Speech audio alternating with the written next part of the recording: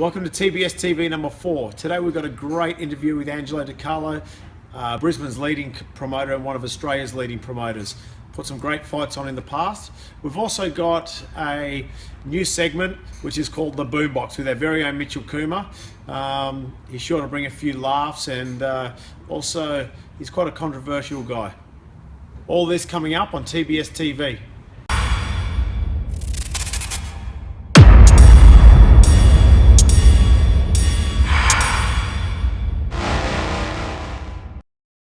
With Angelo Di Carlo from Ace Boxing Promotions. So first up, Ange, what is the best fight you've ever promoted? The Rocky Jerky Shaggy King, Channel 9, November 28, 2015. Excellent fight. I'm sure the rest of the boxing public will remember that one too. What a war. Yeah, look at we broke all records for Channel 9. We had more numbers than the ARIA Awards, so I think that spoke for itself, you know. Yeah, that's excellent. We're going head to head with the ARIA Awards, so yeah, so that was a great one. The one that sticks out of my mind, and probably the most calls that I've had on feedback too. Yeah, right.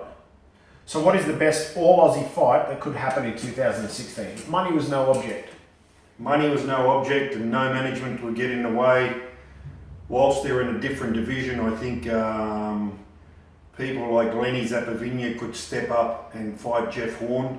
Yeah, I think that would be a war. I do believe that both of them have sort of proven themselves at Australian level and are both on their way in to the top of the game.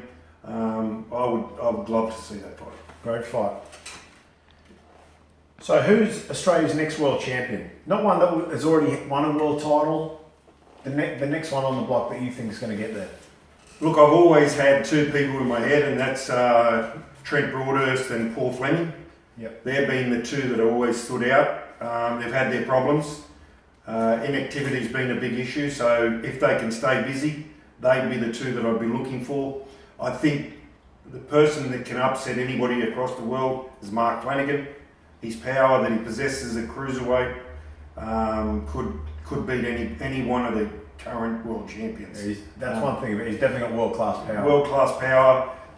Hasn't been active as well, but he's back in the gym now, and so yeah, look forward to seeing him in the future. Okay. So next question: why has your son Nathan got the world's biggest nose? Oh, sorry, mate. Wrong. Sorry, Nathan. Sorry, buddy. Which up-and-coming kids from Queensland should we look out for in the future? There's a few there that I'm thinking of. You know, you've got a young fellow by the name of Liam Paro that I think has got a future. Jimmy McDonald, I think he's been on my card now for his last 3 fights. I think there's a chance for him to progress into the pros and win an Australian title within this year.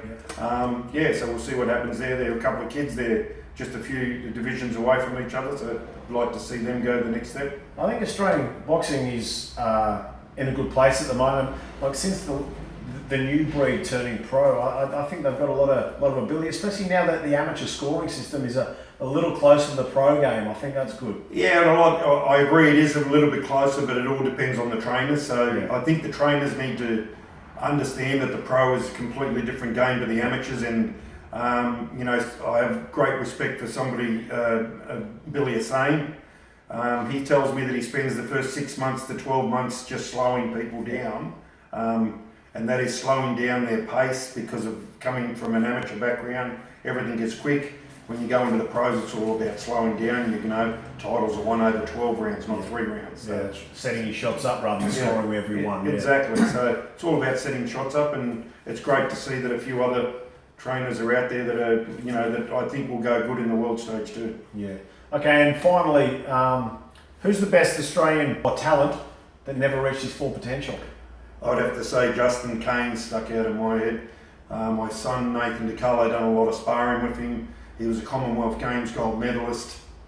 It's one that keeps on coming up in my mind all the time. I would have loved to have seen what that kid could have done if he, you know, didn't have any background problems. Yeah, he was he was vicious as an amateur, and back in the days when it was single punch was a point.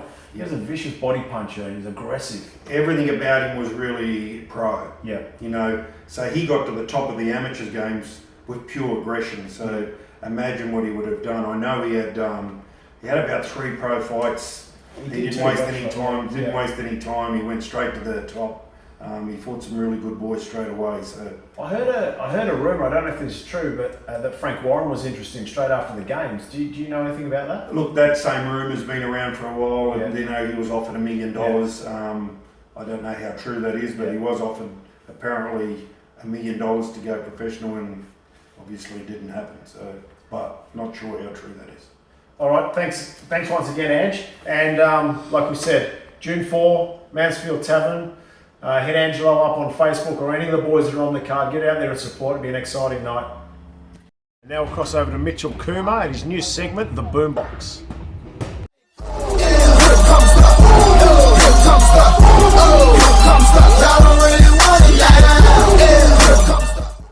G'day guys, welcome to the Boombox. I'm your host, Mitchell the Boomer Kumar. This week I'm going to be giving you a 60-second wrap-up of the boxing that's happened both in Australia and internationally. And then I'll be going through a few other things we'll be going over in the coming weeks. So on Friday night in Melbourne, Luke Jackson improved to 12-0 with an impressive win on a card headlined by Wild Bill Tomlinson that also featured the Maloney twins with impressive TKO victories. Then on Saturday night, Joseph Parker had a tough fight.